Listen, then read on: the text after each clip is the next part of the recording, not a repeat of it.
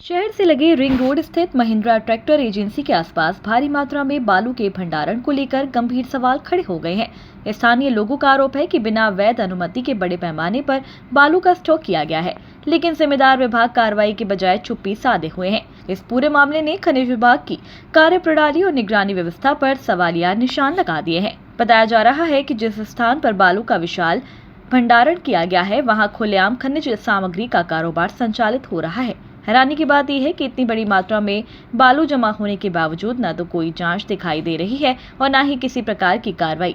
इससे यह चर्चा तेज हो गई है कि आखिर विभाग को इसकी जानकारी नहीं है या फिर सब कुछ किसी के संरक्षण में चल रहा है। खनिज नियमों के अनुसार किसी भी स्थान पर बालू अथवा अन्य खनिज सामग्री का भंडारण करने की निर्धारित अनुमति और वैध दस्तावेज आवश्यक होते हैं। ऐसे में यदि संबंधित भंडारण वैध है तो उसके दस्तावेज सार्वजनिक क्यों नहीं किए जा रहे, और यदि यह अवैध है तो खनिज अमला अब तक कार्रवाई क्यों नहीं कर पाया। सूत्रों की माने तो रिंग रोड क्षेत्र लंबे समय से अवैध बालू कारोबार का केंद्र बना हुआ है। क्षेत्र में लगातार खनिज परिवहन और भंडारण की शिकायतें सामने आती रही हैं। स्थानीय लोगों का कहना है कि इससे शासन को राजस्व का नुकसान तो हो ही रहा है, साथ ही सड़क सुरक्षा और यातायात व्यवस्था पर भी प्रतिकूल प्रभाव पड़ रहा है। सबसे बड़ा सवाल ये है कि क्या इस पूरे मामले की जानकारी जिला प्रशासन और कलेक्टर तक नहीं पहुंच पाई है, या फिर जिम्मेदार अधिकारी जानबूझकर आंखें मूंदे बैठे हैं। जब शहर के मुख्य मार्ग के किनारे बालू का पहाड़ खड़ा हो जाए और विभाग को भनक तक न लगे, तो निगरानी व्यवस्था पर सवाल उठना स्वाभाविक है। क्षेत्रवासियों ने जिला कलेक्टर से मामले की निष्पक्ष जांच कर भंडारण की वैधता की जांच कराने,